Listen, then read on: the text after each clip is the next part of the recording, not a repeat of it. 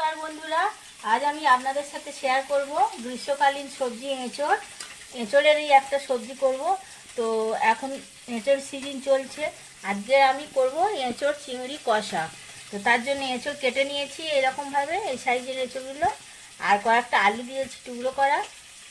আর লাগবে চিংড়ি, একটু টক দই, আর সাধারণ বাড়িতে থাকা মশলা, বেশি কিছু লাগবে না। তো একটু কুচনো পেঁয়াজ আছে বড় সাইজের, রসুন বাটা, আদা বাটা, দুটো তেজপাতা আছে, আর টমেটো একটা বড় সাইজের কুচো করা আছে, লঙ্কা গুঁড়ো, হলুদ গুঁড়ো, ধনে গুঁড়ো, জিরে গুঁড়ো, আর নুন, চিনি লাগবে, একটু ঘি, গরম মশলা। তো এগুলো সাধারণই। তো এই সাধারণ উপকরণ দিয়ে হয়ে যাবে অসাধারণ একটা রান্না, এঁচড় চিংড়ি কষা।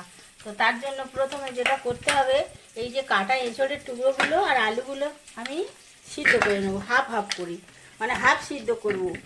অর্ধেক সিদ্ধ করব জলে, আর অর্ধেক কষার সময় হয়ে যাবে। তো সেজন্য আমি কড়াইতে দিয়ে দিচ্ছি এঁচড় আর আলু।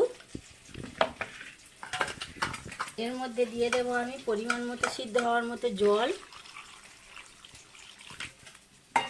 আর দিয়ে দেবো একটু হলুদ গুঁড়ো, আর অল্প একটু নুন। সিদ্ধ করার সময় আমি দিয়ে দিচ্ছি। এবারে এঁচড় আর আলুটা অর্ধেক সিদ্ধ করে নেব আগে, তারপরে রান্নাটা করব। তো এঁচড় আর আলু সিদ্ধ করা হয়ে গেছে অর্ধেক অর্ধেক করে। এবারে আমি ভাজবো, সব কটাকে ভেজে নেওয়ার পালা।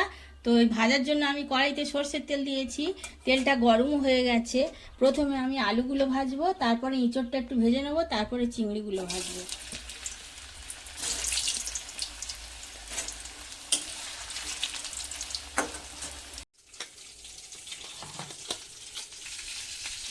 এঁচড়, আলু আর চিংড়িগুলো সব ভেজে নিয়েছি আমি। এবারে রান্নাটা করব। তো কড়াইতে দিয়ে দিয়েছি, সেই ভেজে রাখা তেলের মধ্যে আরেকটু তেল দিয়ে আমি গরম করে নিয়েছি। এবারে দিয়ে দিচ্ছি কুচনো পেঁয়াজ, দুটো তেজপাতা, বেটে রাখা রসুন, বেটে রাখা আদা, একটা তেজপাতা,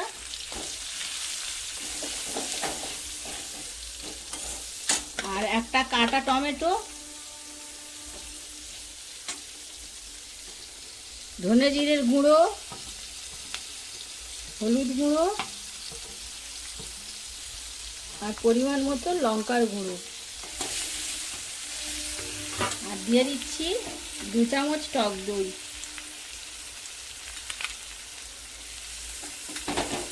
এবারে এটাকে খুব ভালোভাবে কষাবো, যতক্ষণ না তেল ছেড়ে আসে মশলা থেকে, খুব ভালোভাবে কষিয়ে নেব।